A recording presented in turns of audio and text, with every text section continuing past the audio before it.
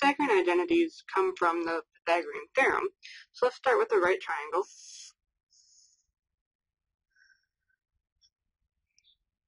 Let's say the angle theta is on the bottom left. So based on that, the adjacent side is at the bottom there.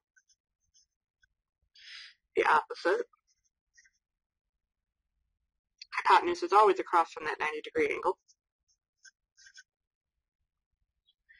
So using our Pythagorean theorem, I'm going to square the legs, add them together. So I have opposite side being squared, plus adjacent side being squared. Their sum will equal the hypotenuse squared.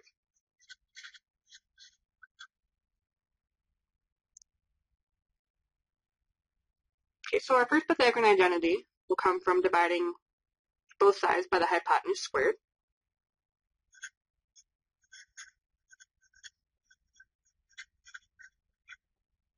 So dividing all the terms by that, we would have the opposite squared over hypotenuse squared,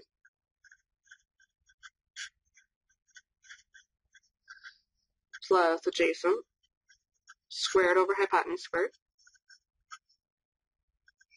Then the right side would just be a 1. Now since I'm squaring top and bottom, I can rewrite this as one quantity being squared.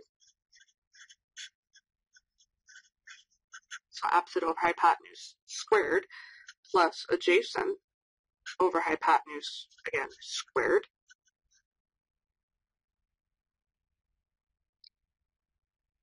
Okay, within our right triangle, we know that the opposite over hypotenuse is defined as the sine of the angle. Again, it's being squared. And then the adjacent over hypotenuse is the cosine of the angle, again, being squared. And this is fine the way it is, but we can actually compact this very slightly, mostly to avoid confusion. If for whatever reason you forgot those parentheses, you don't want to think that the angle is being squared.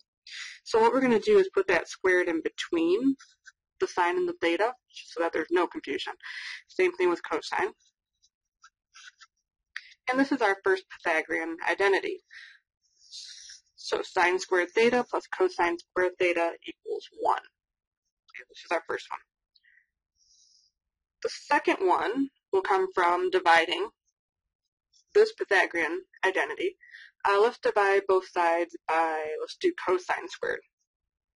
So we're going to divide equation 1 here by cosine squared. Okay, both sides. So doing that, we would have sine squared over cosine squared. I'm just going to take a shortcut here and write that as the sine of theta over cosine of theta, all being squared, plus dividing cosine squared by cosine squared is 1.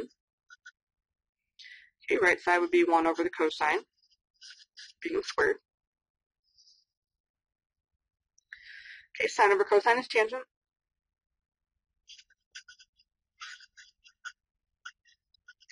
One over cosine, so the reciprocal of cosine is secant.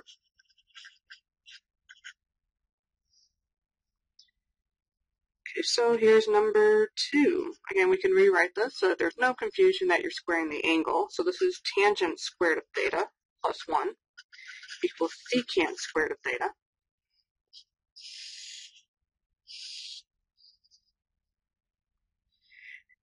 And one more Pythagorean identity. Again, going back from number 1, instead of divided by cosine squared, we'll divide by sine squared.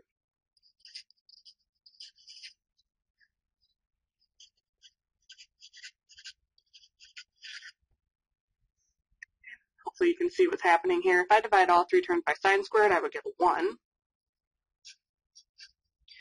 Cosine squared over sine squared would be cotangent squared.